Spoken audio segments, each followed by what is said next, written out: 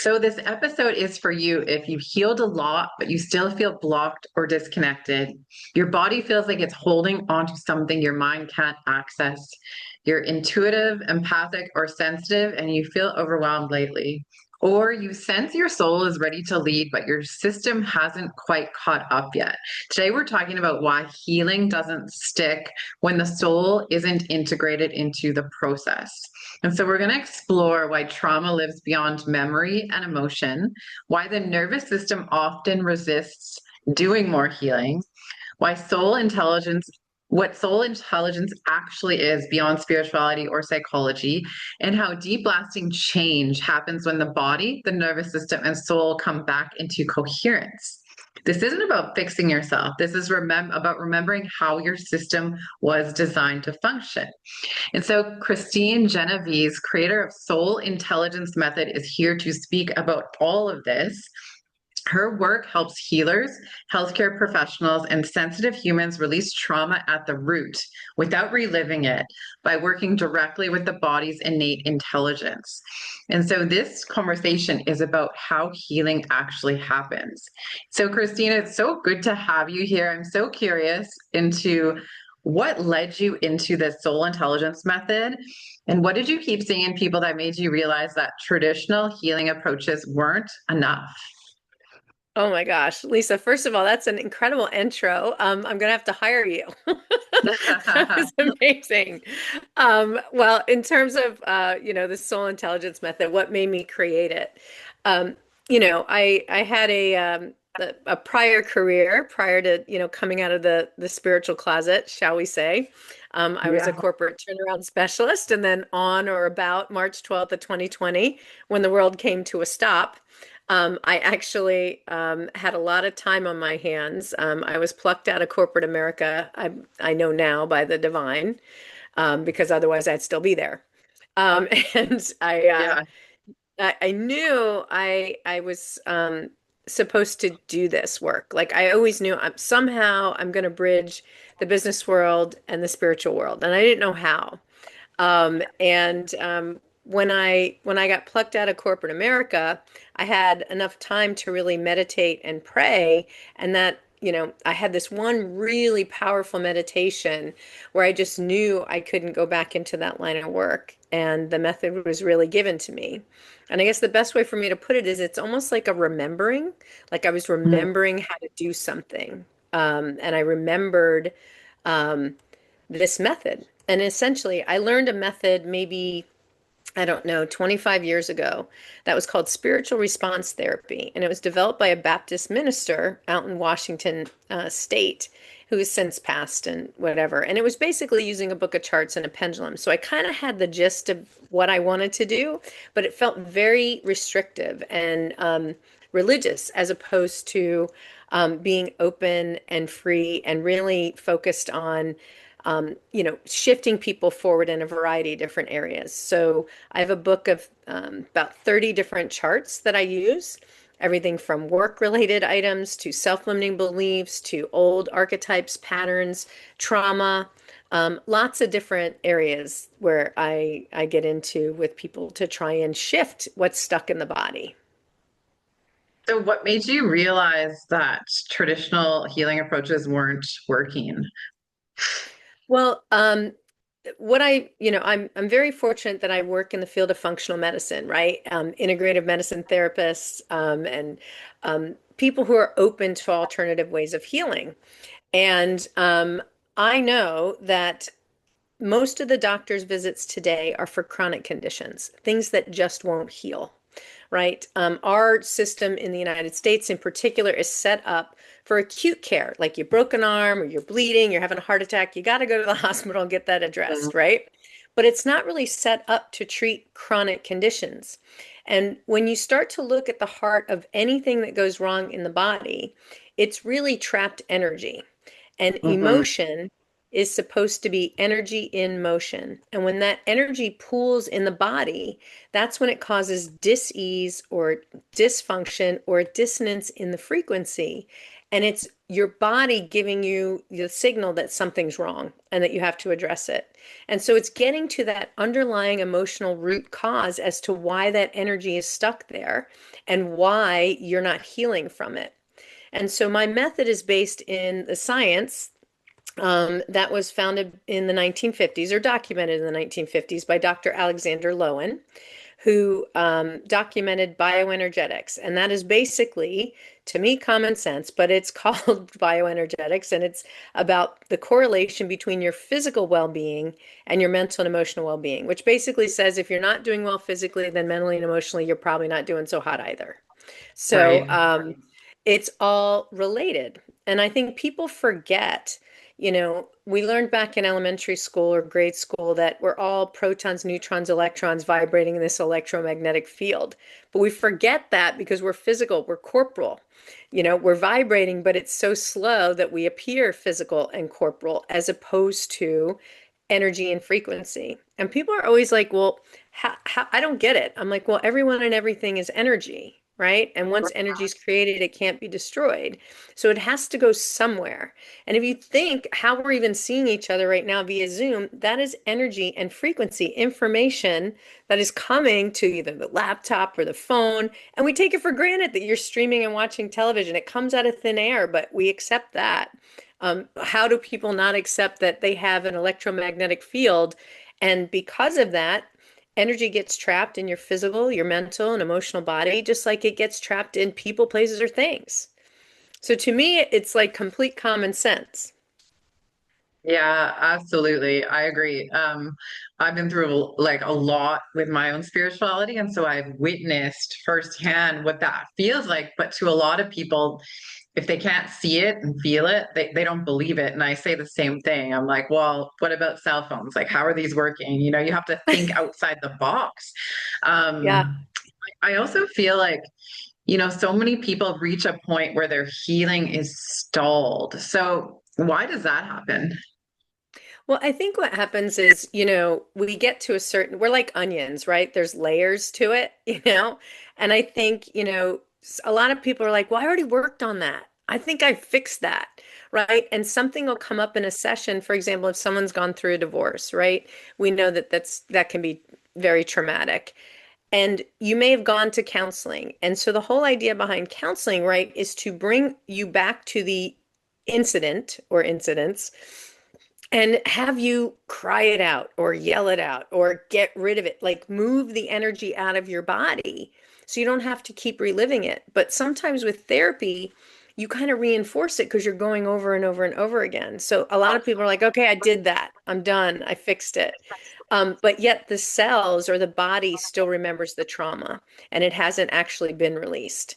So I one of the coolest things for me is to partner with functional medicine doctors. And once I'm able to get the energy out that's been holding that condition in place, then that doctor is able to actually, prescribe most of the time a nutraceutical, right, to give the body something healthy and natural to help it heal. But sometimes people might need medication to help them truly heal because the body has held that energy in place for so long.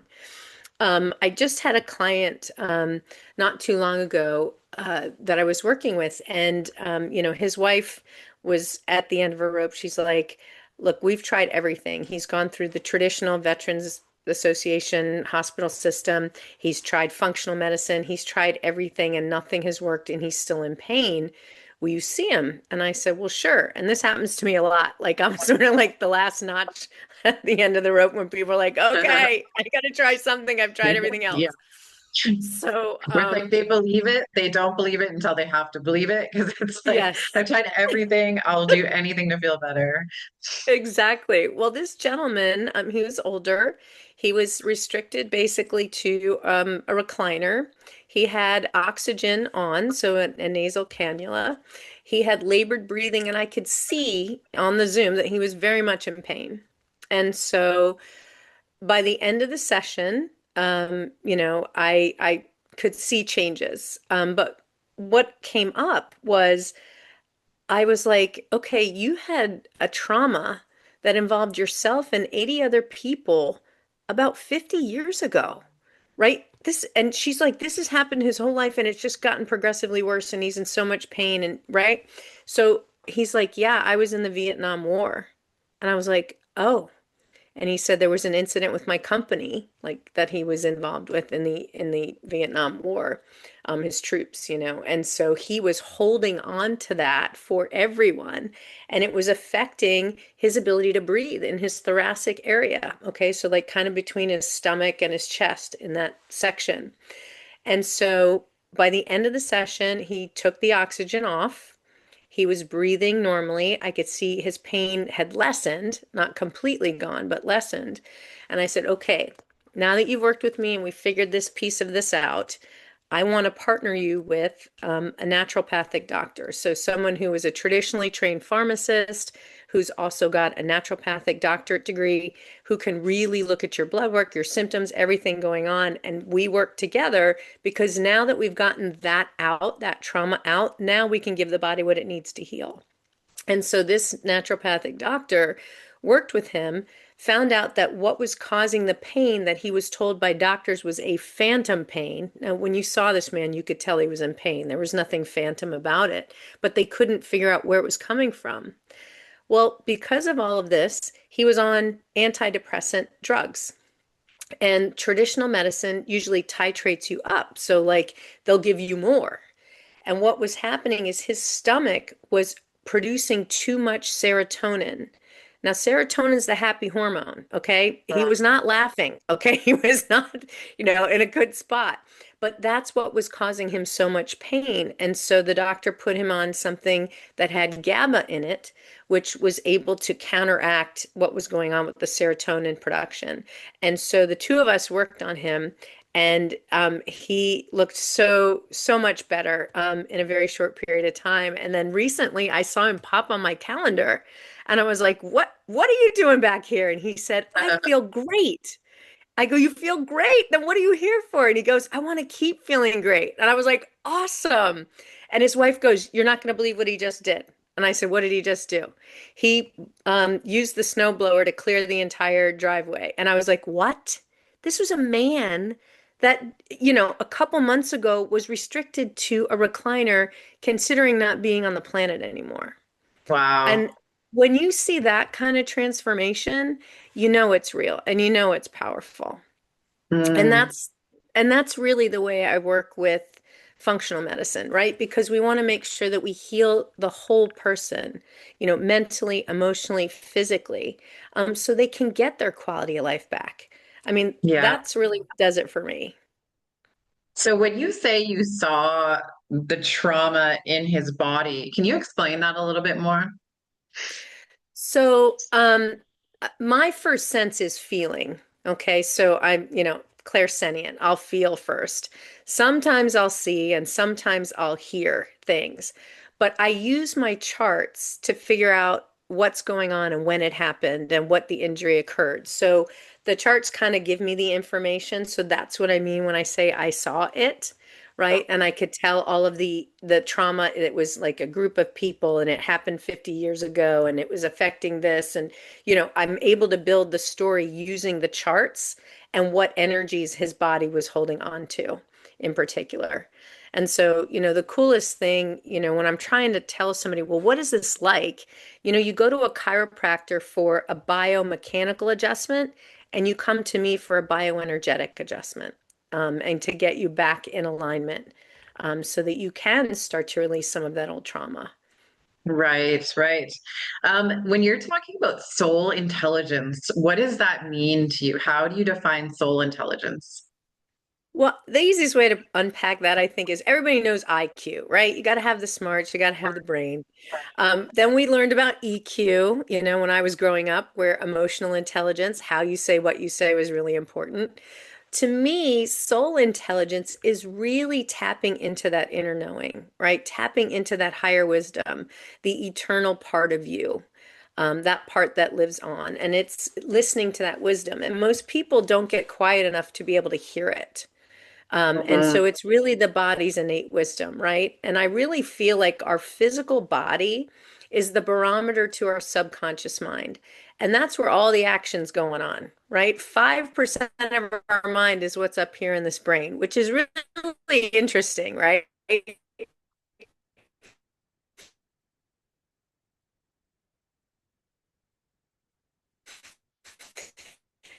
Um, the Heart Math Institute measured the power of the heart, foot wide electromagnetic field, calculating, strategizing, figuring, and not really working through our heart and listening to our heart and feeling into things.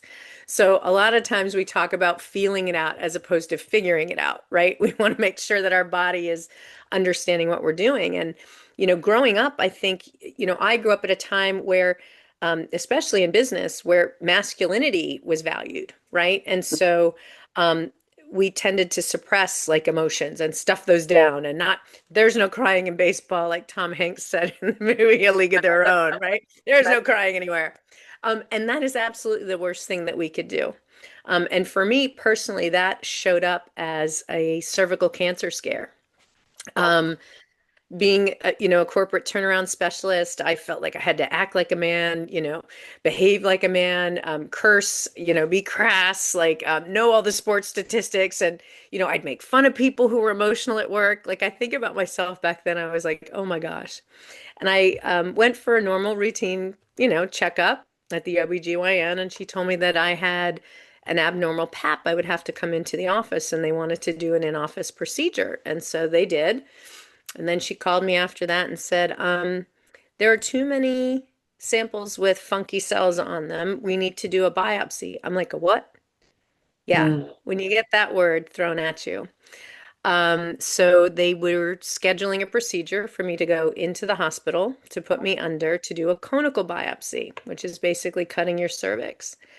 And so, you know, the first part of me was like, well, you know what? I'm really done having kids, so they could take my parts out. Who cares? That's how disconnected I was from my body at the time, right? And how much I had pushed down, like being a woman.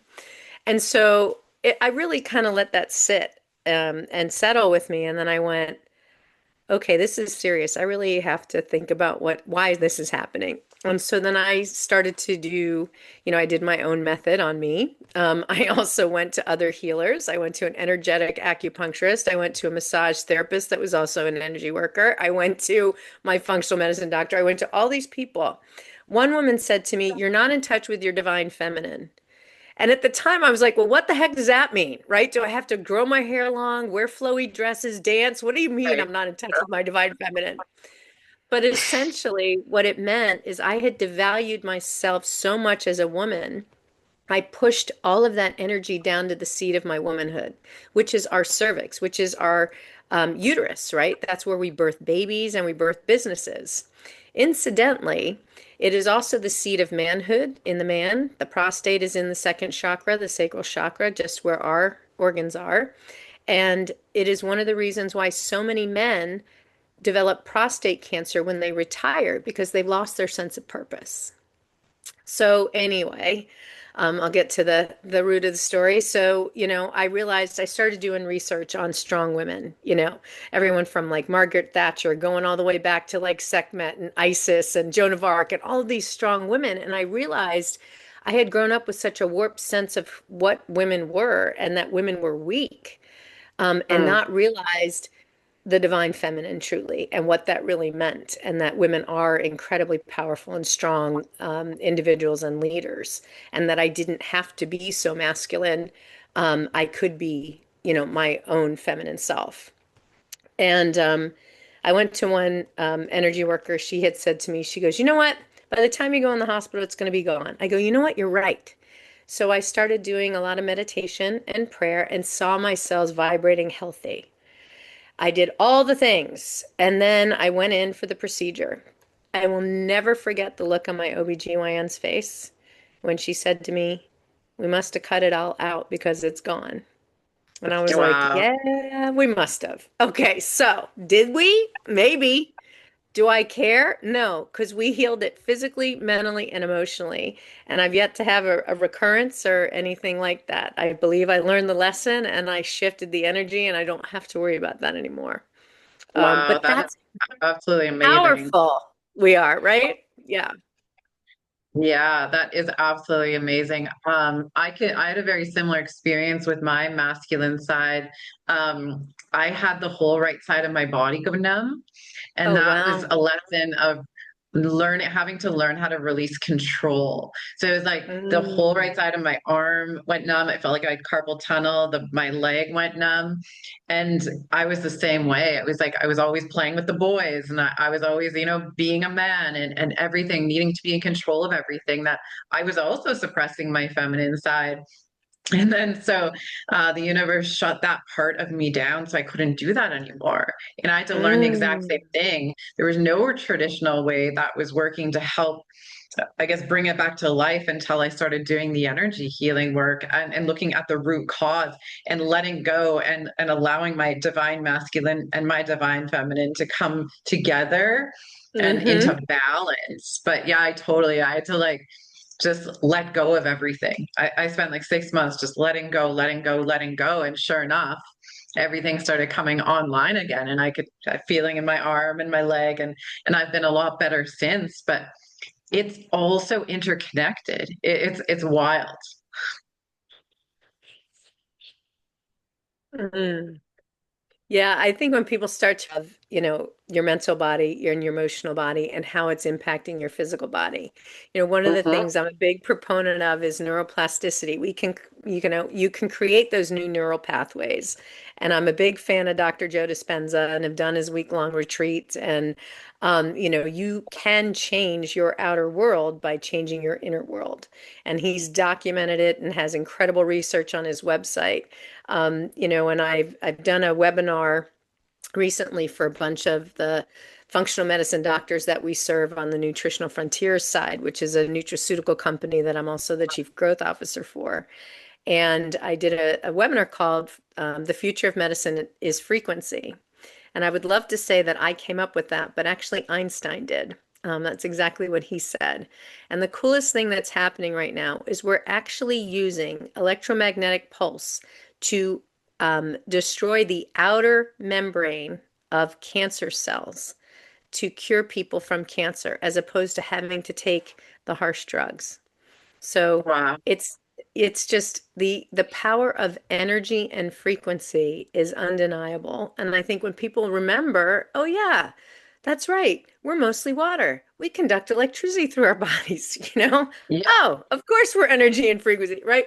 And I think, relating to science and getting people to understand quantum physics and how it really works in the field and how we're all connected and all a part of it is really where the future of medicine is going. There's so many incredible alternative therapies now that are helping people heal. Even the Cleveland Clinic is using energy medicine to help people deal with, cancer recovery and treatment. The Cleveland Clinic is finally getting on board. So I'm pretty excited. That's amazing. Yeah, we are so much more than our physical bodies. Absolutely. So, how does the soul intelligence method work with the nervous system differently than other healing approaches? Well, I think Uh, what I work with a lot of times with people is, shifting whatever is stuck in the body, right? And I get very, very specific. And, the nervous system really, our nervous systems are on overdrive all the time. Something as simple as like a text message can throw somebody into fight or flight, right? We've Yeah, got, and or those are opening an pinging all the email. Yeah, time. Yeah, yeah. okay. So, it's really getting people to, you know, get just relax for a little while. Like my sessions are, roughly 45 minutes to an hour, depending on who I'm working with and how much time we talk versus how much energy work we do.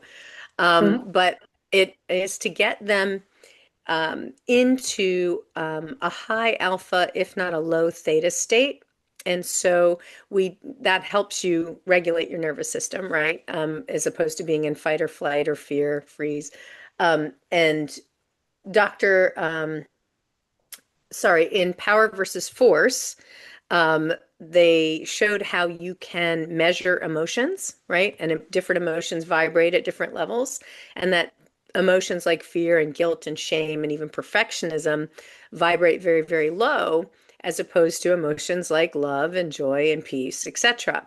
And so when I talk about this, the wave states, the emotions are measured on this scale so that I can measure somebody at the beginning of a session and measure them at the end of a session using my chart to see where they are emotionally on that scale of consciousness. And typically, when I'm working with someone, they could be in a beta state, they could be in a low alpha state, but typically I get them to a higher alpha, low theta, which allows you, the theta state is what allows you to get kind of more in a meditative or peaceful state, right? And so that's how it's affecting the nervous system. We have to calm the nervous system down so that person is open, and then we can release what they've been holding on to.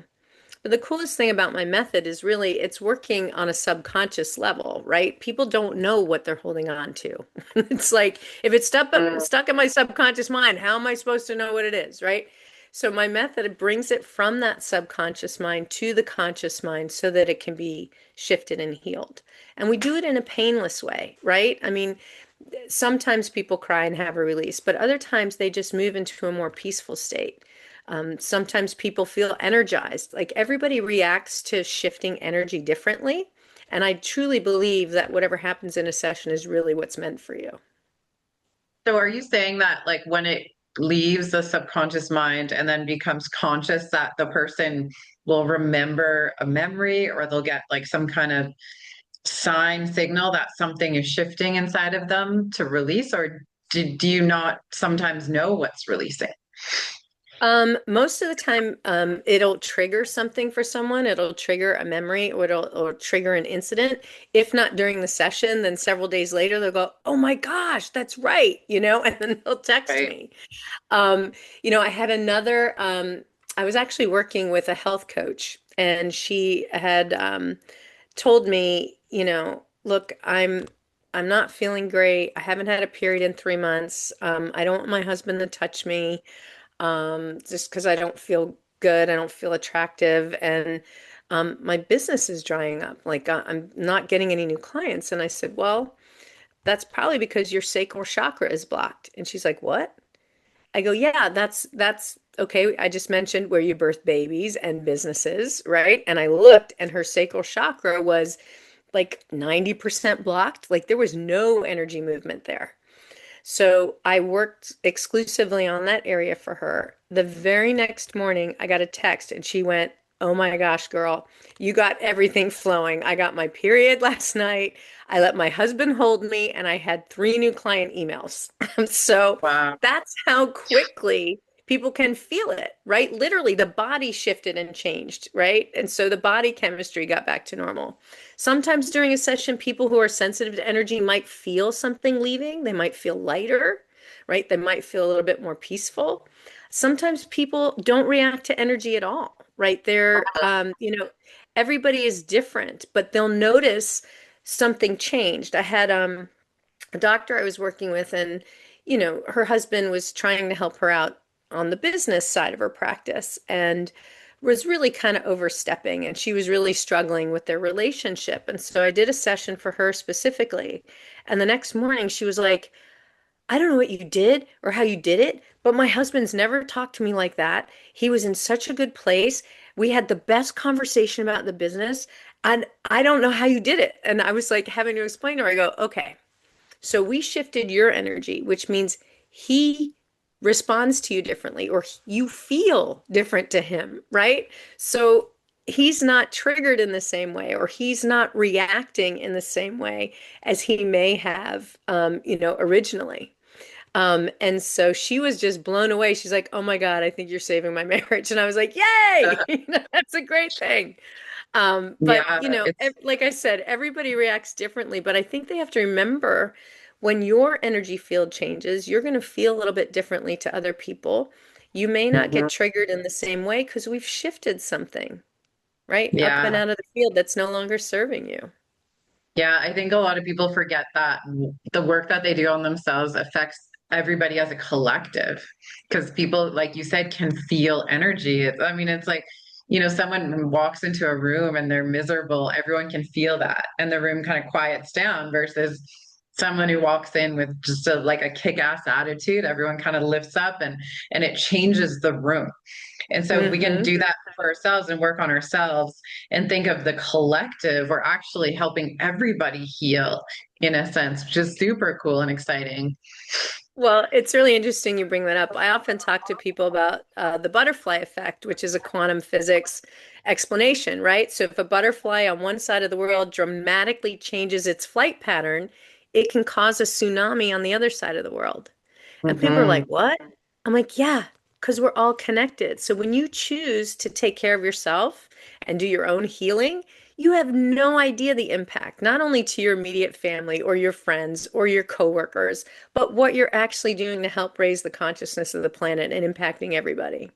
So it's really cool when you get to talk to somebody like you who totally gets what I'm saying. Yeah, exactly. Yeah, so much fun. I was excited to see you on the schedule today. Um, that brings me to my next question for you, because the level of consciousness in the world is changing so rapidly right now. Why do you think so many sensitive and intuitive people are so stimulated, like overstimulated right now? Well, anytime there's a major shift, right, people feel it. And we're having a major shift. Even right now, just in particular, if you pay attention to astrology or anything that's going on, like 2025, I guess was a 9 year. And we have 9, 0 to 9 digits, right? 10 digits. And so that means it was a year of endings. And so there was a lot of stuff falling away and people shifting and closing old cycles and periods and relationships and all kinds of stuff. And 2026, if you add up all the numbers, it's a 1 year. That means it's all about new beginnings and moving forward. And then you throw in the Chinese zodiac, right? And their changing of the year. Last year was the wood snake, which is all about shedding, right? Which totally goes with a 9 year. And this year, as of February 17th, it's this fire horse energy, which is forward movement and really, a lot of intensity. And so we're just on the verge of that. So if you're having like a resurgence of stuff or you still feel like you're shedding a little bit, that's kind of normal right now. But I do think we pick up on these energies collectively. I mean, people, even people in the medical field, traditional medicine are like, oh my gosh, it's a full moon on a Friday. Please don't schedule me, right? Because people are affected by the moon and the energy, right? If you, just on a physical level, if you have parasites in your body, they're more active on a full moon. And the moon controls the tides. Like this, that's the energy that creates those waves. So it's really fascinating when you just break it down by science. I think so many people felt like things were like, woo-woo as opposed to scientific. And so that's one of the reasons why, I always share the science behind the method and why it works so that people have, a foundation or a basis in order to be, more open to the idea that everybody and everything is energy. But in terms of like intuitive people being more sensitive, there's just an awful lot of energy going on. And with old systems collapsing, right, that tends to raise the fear level. And, people have talked about that there's, really a shifting between operating on a 3D level versus operating on a 5D level, 4D being time and 5D being more aware or conscious or connected to the collective and being more focused on not only our, individuality, but how we're collaborating with others. And so I think there's a shift to there are people that are going to live on this what I would call a higher timeline, and there are going to be people that are going to be choosing to live on that lower timeline. And I want more people on the higher timeline. Yeah, absolutely. I agree. It is definitely tough out there. I mean, the energy is absolutely insane. So, as someone who works with people all the time on energy, what would you say to someone out there maybe struggling with energy, or someone who feels uneasy or unwell, but they're not sure why? Like, where do you begin to reconnect to your soul intelligence? Well, one of the things that I do is I make sure that I've got my daily rituals, right? Because I got to be centered and grounded before I can do any work. So I'm a big proponent for prayer and meditation. And I believe prayer is asking and meditation is listening, just in terms of how they work hand in hand. So meditation is great for listening to the answers. It's also great for, focusing on the potentials that you want to manifest, right? So I do that daily. I also journal to try and get out, move some of the energy out, get some of the mental thoughts out and down on paper. I'm a big proponent of going outside and grounding. Although it's a little chilly for some people these days, there's something to be said to get that first morning sun on your face because it also, helps that vitamin D production in your body. And vitamin D is actually a hormone, even though we think of it as a vitamin. And it actually helps your body a great deal and your mental, emotional wellness. So I think there's some basic things that people can do besides the normal things of drinking water and, kind of just treating yourself well. But it's to set yourself up for success, every day to make sure that you've got a routine where you can get quiet and actually listen to your soul intelligence. That would be probably the first place I would say to somebody who's, kind of not sure about where to start or what to do. But if we're constantly busy and running from thing to thing to thing, we're not giving our space, ourselves time and space to get quiet and be comfortable in that quiet. Yeah, absolutely. So, Kristine, tell us more about the work that you're doing and the work that you do and where people can find you. Oh, sure. Well, I'm one of my what my biggest mission, it's not only to make the world healthy, physically, mentally, emotionally, but it's also to teach other people this method. And that's what I'm really called to do. I want to teach healers. I want to teach health coaches. I want to teach those in functional medicine, healthcare providers of all kinds, how to use this method and see it in wellness centers, treatment centers across the country. And so I've got a workshop. I do an 8-hour workshop if you just want to learn this for you as a place to start, where I teach about half of the charts in a 2-day span, like 4 hours on a Friday and 4 hours on a Saturday. I'm actually doing that on Valentine's weekend. It would be a great gift to give yourself to be able to shift anything that's no longer serving you. And you'll learn how to do that for yourself and maybe a space. And if you're really interested in learning the method, I've got an online course that's evergreen where you'll be a certified neuroenergetic health professional. And you're, able to do that. But the first Wednesday of every month, I do a group session. And I've got, the first one of the year I did was on the I am, like self-love, self-care. And the one for February, which is happening soon, it's I think tomorrow for me, is all about relationships, right? Not only the relationship with oneself, but really the relationship to the other. And how we manage those relationships, whether they're intimate, whether they're friendships, whether they're business relationships. Life is all about relationships. So that's going to be something that we're going to be focused on and releasing those unhealthy patterns. So if you're interested in anything related to soul intelligence, you can go to my website, which is soulintelligencemethod.com. That's SOUL, soulintelligencemethod.com. You can also buy my book. I wrote a book in 2025. It's a bestseller from the LA Tribune. It was recognized as Book of the Year by Best Holistic Life magazine. You can find that on my website, but it's also on Amazon. And I went out to LA and recorded it on Audible. And I've had several people tell me that they feel like they're getting a healing from me since it's me reading it. So that was kind of cool. Amazing, amazing. Thank you so much for being here today and for sharing your method with us. I know you're going to be with us for a series and you're going to dive into this even deeper. So I'm super excited for that. Before we go today, how do you see healing evolving? Well, I really see healing evolving in in different ways, right? I think, people are more open to healing holistically and completely. And I think it's really, healthcare is really on a spectrum. It's not all pharmaceutical, it's all not all nutraceutical. I think everybody needs to pick what works for them, and make sure that they're not only addressing physical symptoms, but that they're getting to the underlying emotional root cause of what's brought that to their body's attention in the first place, right? So that we can help everybody mentally, emotionally, and physically. And there's lots of ways to do that. And I'm just so excited that a lot of our allopathic friends, or tradition, what we would call traditional medicine friends, are starting to recognize that there is a bigger spectrum than they even realized. Yeah, absolutely. Oh, I love it so much. Thank you so much for being here. Oh, thank you so much, Lisa. It was a pleasure.